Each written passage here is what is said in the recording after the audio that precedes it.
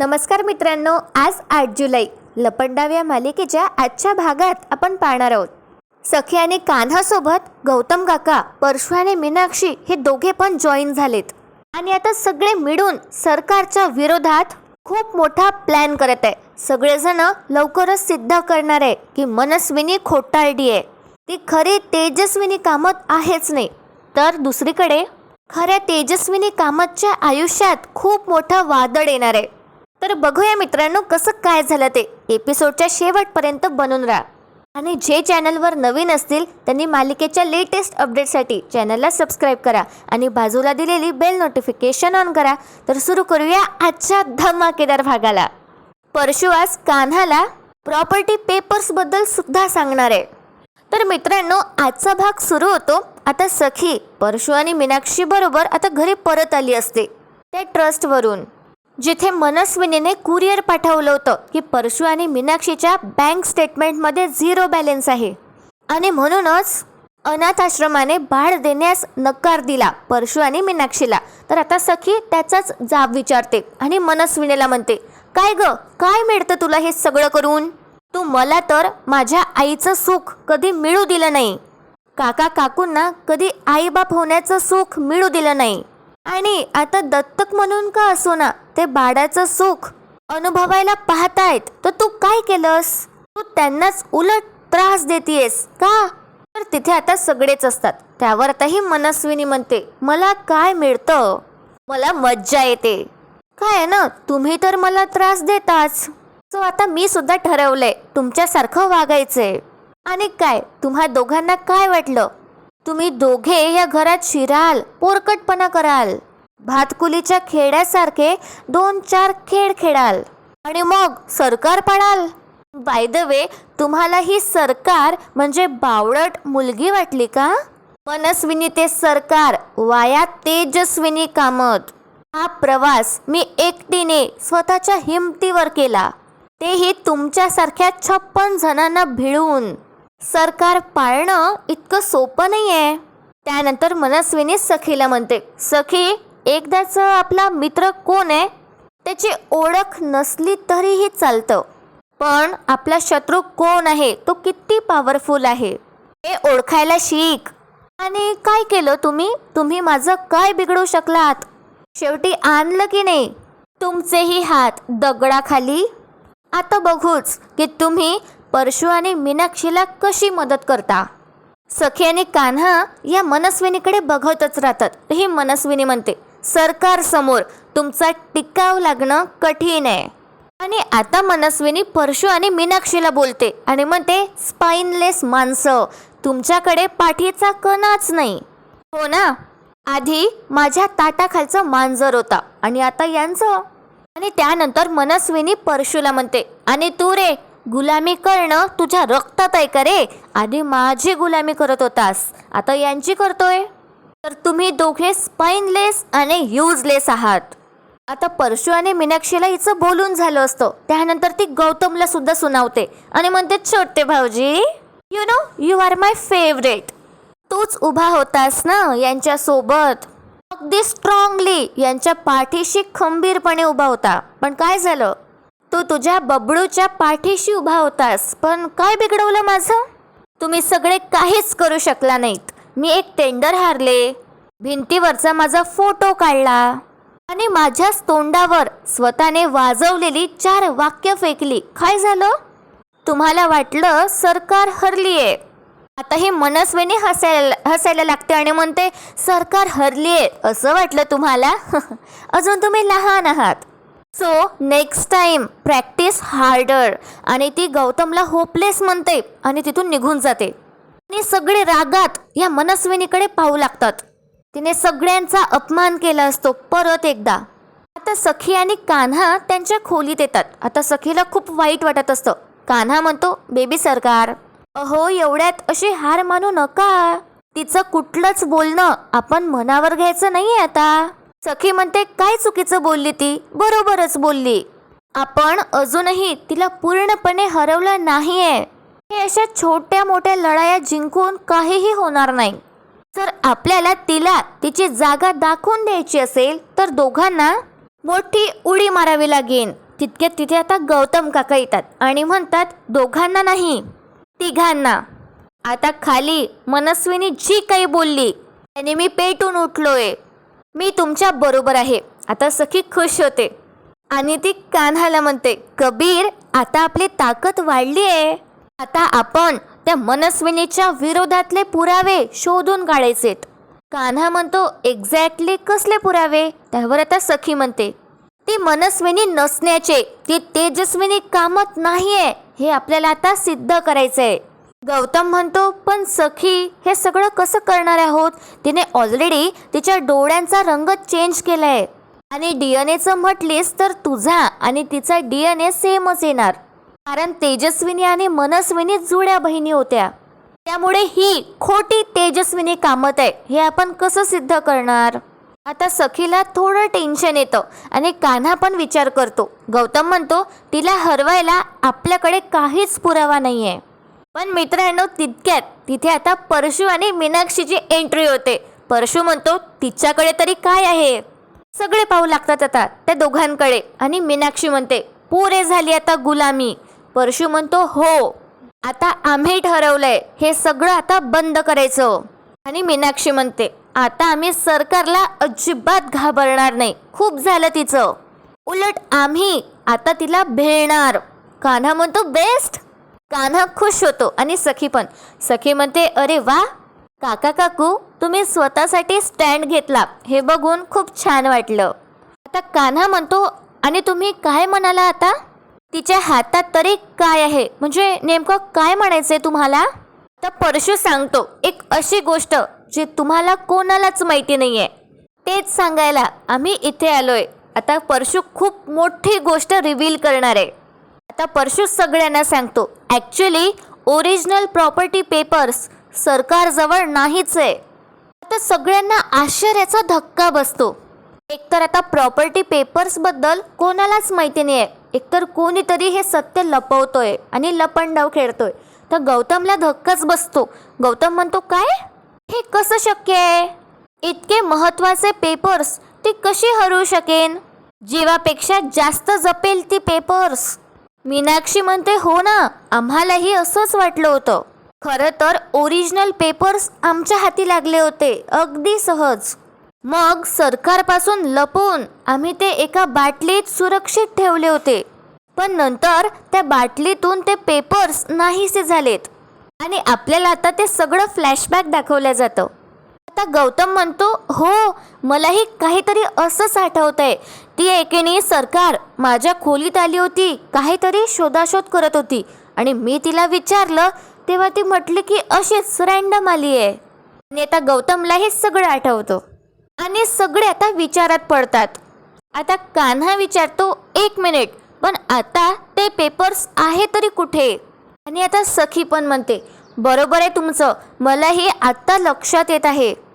Property papers त्या मनस्विनीकडे नाहीच आहे, कारण जेव्हा सुवर्ण देसाईने तिच्याकडे प्रॉपर्टी पेपर्स मागितले होते तेव्हा तिने दाखवले असते, पण तिने तसं केलं नाही. तिने उलट ॲडव्होकेट दुर्वेंशी फोनवर बोलणं करून दिलं होतं आणि आपल्याला आता हे सुद्धा फ्लॅशबॅक दाखवलं जातं. आणि आता सगळ्यांच्या सगळं लक्षात येत असतं हळूहळू. आता कान्हा म्हणतो, याचा अर्थ ते पेपर्स घरातच कुठेतरी आहे आणि ते पेपर्स तिच्या हाती लागण्याआधी आपण ते शोधून काढायला हवेत. आणि इतकंच नाही तर मनस्विनीच्या विरोधातले पुरावे ते सुद्धा आपण शोधून काढायला हवे. सगळे आता मान डोलावतात आणि सहमती देतात. कान्हा म्हणतो, जर आपण सगळ्यांनी मिळून प्रयत्न केला तर आपण ते शोधून काढू शकतो. आता त्यावर सखी म्हणते, ती जर 100 कौरवांच्या बरोबरची असेल तर आपणही 5 पांडव आहोत आणि शेवटी महाभारत पांडवच जिंकले होते. कान्हा म्हणतो, हो. सखी म्हणते, त्यामुळे आता हरायचं नाही, लढायचं आणि सरकार पाडायचं. आणि बघा मित्रांनो, काय होतं, सखी तिचा हात अशी सामोर करते आणि परशू, मीनाक्षी, गौतम सगळे तिच्या हातावर हात ठेवतात. त्यानंतर कान्हा पण हात ठेवतो. सखी आता कान्हाकडे बघते आणि मित्रांनो, कान्हाच्या हातावर हळकुंड अजूनही बांधलंच असतं. आपल्याला वटपौर्णिमेला तो प्रोमो दाखवला होता, पण अजूनही सखीने ते हळकुंड नाही सोडवलं. आता गौतमचं लक्ष जातं आणि गौतम म्हणतो, कबीर अजूनही हडकुंड? आता सगळेजण कान्हाच्या हाताकडे पाहू लागतात. आता गौतम विचारतो, सखीने तुला नवरा मानलाय ना, मग आता ते हडकुंड काढून टाक. तर आता कान्हा सखीकडे बघतो आणि म्हणतो, हो लवकरच त्या हडकुंड सोडवतील. आणि सखी आता कान्हाकडे बघते आणि कान्हा म्हणतो, पण आता आपण आपल्या मिशनकडे लक्ष देऊ. आणि सखी आता कान्हाकडे बघते आणि स्माइल करते. आता सगळे जण एकत्र आलेत. पुढचे एपिसोड्स पाहायला खूपच मजा येणार आहे. तर बघा मित्रांनो, इथे आता सीन शिफ्ट होतो. ती जी बाई आहे जिच्याकडे खरी तेजस्विनी राहते, तर ती बाई न्यूजपेपर वाचत असते आणि तिच्या बाळाला झोका देते. सेम टाईमला तिथे आता तेजस्विनी येते आणि या बाईला म्हणते, हे घे तुझी साडी. ते मी नेसली होती पण धुवून घडी करून आणली आहे. त्यावर आता ही बाई म्हणते, अगं पण हे परत द्यायची काय गरज, तू नेस ही साडी, ये बस. तर आता तेजस्विनी म्हणते, तुझी साडी तुझ्याकडेच असू दे, तू मला इथे ठेवून घेतलंस, माझ्यासाठी हेच खूप आहे. आता काय होतं, ही जी बाई आहे ती म्हणते, ताई आज राशीफळ आलंय, तुझी रास काय आहे बघूया आपण. त्यावर आता तेजस्विनी म्हणते, माझी रास? अगं पण माझा यावर विश्वासच नाहीये. शेवटी आपली कर्म आणि आपलं नशीब यावरच सगळे ठरतं, आपलं भविष्य ठरतं. त्यावर आता ही बाई म्हणते, हो हे सगळं ठीक आहे, पण आता सगळी माणसं बघतातच की, शेवटी माणसाला भविष्याची ओढ असतेच, सांग ना ताई. त्यावर आता तेजस्विनी सांगते, बरं माझी रास धनु आहे. आणि त्यानंतर ही बाई आता धनु या राशीचं राशी भविष्य वाचू लागते आणि सांगते, आजचा दिवस तुमच्यासाठी शुभ आहे आणि आयुष्यात मोठं काहीतरी घडणार आहे. आणि आता हे ऐकून तेजस्विनीला धक्का बसतो आणि तिच्या चेहऱ्यावरचे रंग उडतात. आता तेजस्विनी थोडी घाबरायला लागते. तिला वाटत असतं की अजून काय वाईट होणार आहे. आता ती जी बाई आहे ती परत म्हणते, ताई बघा तुमच्या आयुष्यात काहीतरी मोठं घडणार आहे. आता तेजस्विनी घाबरतच म्हणते, अजून मोठं काय व्हायचं बाकी आहे, मी जिथे आहे तिथे बरी आहे. आणि आता तेजस्विनी त्या बाईला म्हणते, मला नाही जायचं ग बाहेरच्या जगात, मला नाही जायचं, माझ्या आयुष्यात मला अजून काहीच व्हायला नको. आता मनस्विनी दुसरीकडे रेडी वगैरे झाली असते.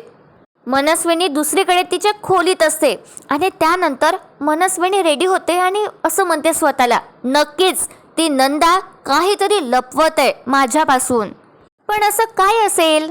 आता ही मनस्विनी तयारी करत असते आणि त्यानंतर मनस्विनी तिचं ड्रॉअर उघडते तिची घड्याळ घ्यायला आणि तिच्या लक्षात येतं की तिच्या ड्रॉअरमधली जी बंदूक आहे ती गायब आहे. तर आपल्याला आता माहितीच आहे की नंदाने ती बंदूक तिच्याकडे ठेवली आहे, नंदा सेफ राहावी म्हणून. आता मनस्विनी स्वतःला म्हणते, माझी बंदूक कुठे गेली. आणि इथे दुसरीकडे आता कान्हा त्याच्या खोलीत असतो आणि तो फोन करून किरणला सांगतो की किरण, माझ्या सगळ्या मीटिंग्स आजच्या पोस्टपोन कर, आज मी आणि सखी ऑफिसला नाही येणार, आम्ही घरूनच सगळं काम करणार आहोत. पुढे आता कान्हा विचारतो किरणला, बरं मान ना, जी फाईल द्यायला सांगितली होती मी तू दिली का. आता किरण कान्हाला सांगतो की मा घरीच नाही आहे. कान्हा म्हणतो, काय मा घरी नाही आहे. बरं बरं ठीक आहे, तू घरी त्या फाईल्स पोहोचव, मा त्यानंतर बघतील. त्यानंतर फोन ठेवून देतो कान्हा आणि त्याला प्रश्न पडतो. कान्हा स्वतःला म्हणतो, रोज सकाळी मा कुठे जात आहेत हल्ली. असं होऊ शकतं मित्रांनो की मा काहीतरी खूप मोठं प्लॅन करत आहे. तर इथे काय होतं, आता सखी आणि गौतम आता खोलीत येतात. सखी आता दार बंद करते. कान्हा म्हणतो, हे काय तुम्ही दोघेच आलात, परशू काका मीनाक्षी काकू त्याने आले. गौतम म्हणतो, नाही ते नाही आलेत. कान्हा विचारतो का, तर गौतम सांगतो, कारण जर आपण सगळे एकत्र जमलोत आणि मनस्विनीच्या विरोधात पुरावे शोधायला लागलो तर त्या मनस्विनीला संशय येईल.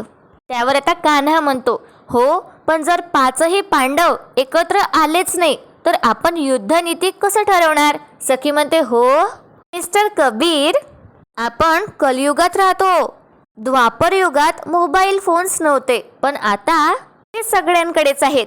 थांब एक मिनिट. सखी आता पटकन परशूला कॉल करते. परशू आणि मीनाक्षी आता खाली असतात आणि ते त्यांची कामं करत असतात, झाडू पोछा मारण्याची. तर आता परशू म्हणतो, हां सखी बोल.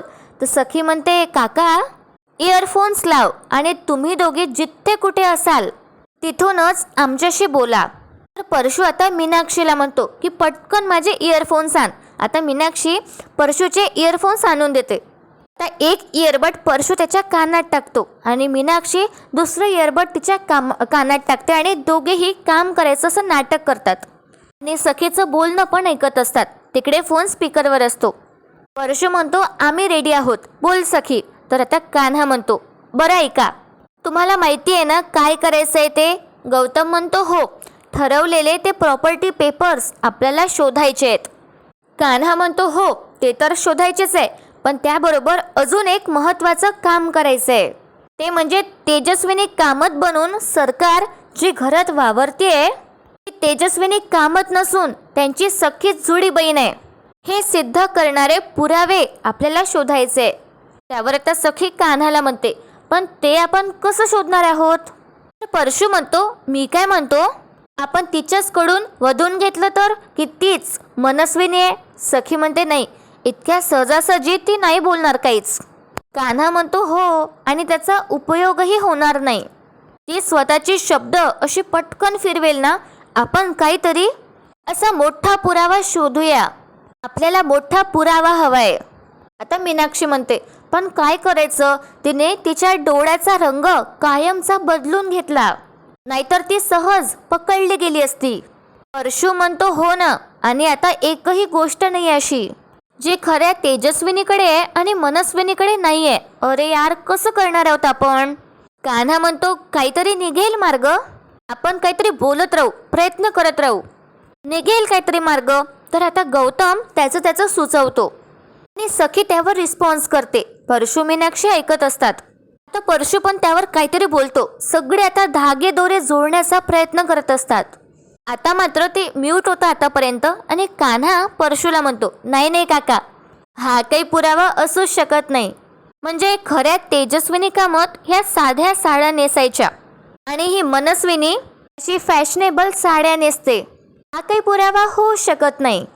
काय, दोघी दिसायला जरी सारख्या असतील तरी त्यांचे स्वभाव वेगवेगळे होते. त्या मनस्विनीकडून सखे मॅडमला कधीच प्रेम माया मिळालंच नाही आणि त्यांच्या खऱ्या आईने त्यांना खूप माया लावली होती. त्यावर आता गौतम म्हणतो, हो ना रे तेजस्विनी, वहिनी सखीला माया लावणारच, कारण त्या खऱ्या आई आहे आपल्या सखीची आणि वहिनीने सखीला जन्म दिला होता. आता मीनाक्षीला एक गोष्ट आठवते. मीनाक्षी म्हणते, जन्म दिला होता, सापडलं. सखी विचारते, काय पुरावा सापडला. त्यावर मीनाक्षी म्हणते, हो पुरावा सापडला. सगळे नीट ऐकतात. तर आता मीनाक्षी सांगते, अगं तुला मनस्विनीने जन्म नाही दिलाय, तेजस्विनी वहिनीने तुला जन्म दिलाय. आता सखी म्हणते, काकू आता हा पुरावा कसा असू शकतो. आता मीनाक्षी म्हणते, अगं सखी तुला माहिती नसेल, पण तुझ्या आईची डिलिव्हरी नॉर्मल पद्धतीने झालीच नव्हती. अगं तुझ्या जन्माच्या वेळी खूप कॉम्प्लिकेशन्स होती. डॉक्टरांनी तर हात वर केले होते आणि सांगितलं होतं की हे मूल वाचणार नाही.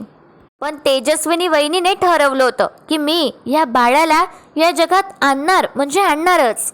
आता हे ऐकून सखी इमोशनल होते. आता मीनाक्षी म्हणते, डॉक्टरांनी सुद्धा वहिनीच्या जिद्दीपुढे हार मानली. अगं सखी तुझा जन्म सिझरिंग करून झालाय. आता आपल्या आईला आपल्यामुळे इतका त्रास सहन करावा लागला. ह्या विचाराने सखीच्या डोळ्यात खूप पाणी येतं आणि सखी इमोशनल होते. आणि मित्रांनो, आजचा भाग इथे संपतो, पण उद्याच्या भागात आपण पाहणार आहोत की मनस्विनी नंदाला खूप टॉर्चर करणार आहे, तिला मारणार आहे, तिच्या डोक्यावर बंदूक ठेवून सत्य काढून घेणार आहे आणि विचारणार आहे की खरी तेजस्विनी कुठे आहे. तर उद्याच्या भागात आपण बघू नंदा मनस्विनीला आता खरंच सांगते की नाही. तर दुसरीकडे आता सखी म्हणते, जेव्हा सिझेरियन पद्धतीने डिलिव्हरी होते तेव्हा पोटावर एक व्रण असतो आणि तो आयुष्यभर जात नाही. म्हणजे तो विशिष्ट प्रकारचा डाग माझ्या फक्त आईच्या पोटावर असेल, त्या मनस्विनीच्या नाही.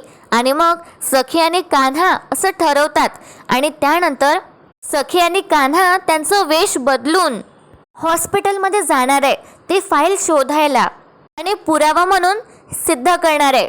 कारण मनस्विनीच्या पोटावर कुठलाही मार्क नसेल आणि मग ती पकडला जाईल. तर मित्रांनो, असा सगळा आजचा भाग होता. तुम्हाला कसा वाटला कमेंट करून मला नक्की कळवा. आपल्या व्हिडिओला लाईक करायला विसरू नका आणि चॅनलला मालिकेच्या अपडेटसाठी सबस्क्राईब करा. व्हिडिओ शेवटपर्यंत पाहण्यासाठी खूप खूप धन्यवाद.